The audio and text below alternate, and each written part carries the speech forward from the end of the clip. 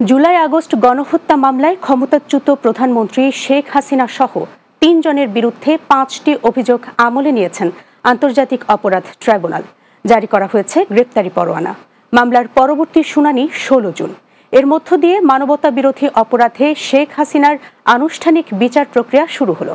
July August গণহত্যা মামলায় ট্রাইব্যুনালে অভিযোগ দাখিলের শুনানি আদালতের অনুমতি সাপেক্ষে প্রথমবারের মতো সরাসরি গণমাধ্যমে সম্প্রচার করা হয়। বিস্তারিত অর্ণব নাসিরের প্রতিবেদনে। আন্তর্জাতিক অপরাধ ট্রাইব্যুনালে জুলাই আগস্ট গণহত্যার ঘটনায় ক্ষমতাচ্যুত প্রধানমন্ত্রী শেখ হাসিনাকে সরাসরি নির্দেশদাতা উল্লেখ করে মামলার আনুষ্ঠানিক অভিযোগ দাখিল করা হয়েছে। বিচারপতি মোহাম্মদ গোলাম মর্তুজা মজুমদারের নেতৃত্বাধীন ৩ সদস্যের ট্রাইব্যুনালে মামলার ১৩৪ পৃষ্ঠার অভিযোগপত্র দাখিল করেন চিফ প্রসিকিউটর মোহাম্মদ তাজুল ইসলাম। ট্রাইব্যুনালের অনুমতি সাপেক্ষে এই প্রথমবারের মতো জুলাই আগস্ট গণহত্যা মামলার কোর্ট প্রসিডিংস বিটিভির মাধ্যমে সরাসরি গণমাধ্যমে সম্প্রচার করা হয়। মামলার শুনানিতে শেখ হাসিনা সহ ৩ জনের বিরুদ্ধে ৫টি অভিযোগ আমলে নেয় আন্তর্জাতিক অপরাধ ট্রাইব্যুনাল। মানুষকে হত্যা করা হয়েছে। পরে সংবাদ সম্মেলনে চিফ প্রসিকিউটর বলেন, এ বিচার অতীতের প্রতিশোধ নয়, এটি ভবিষ্যতের জন্য প্রতিজ্ঞা।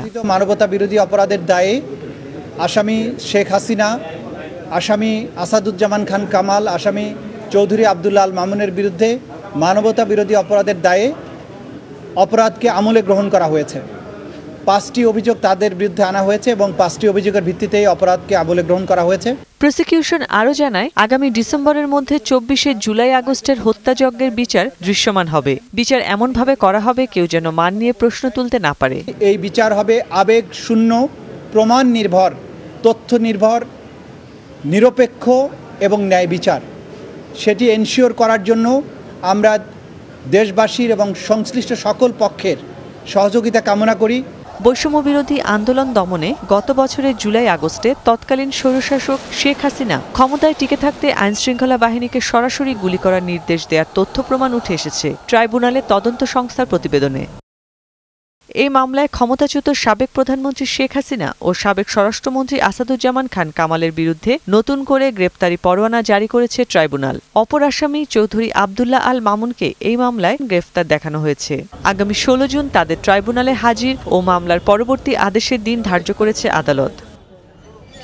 অর্ণব নাসির, বাংলা টিভি, ঢাকা।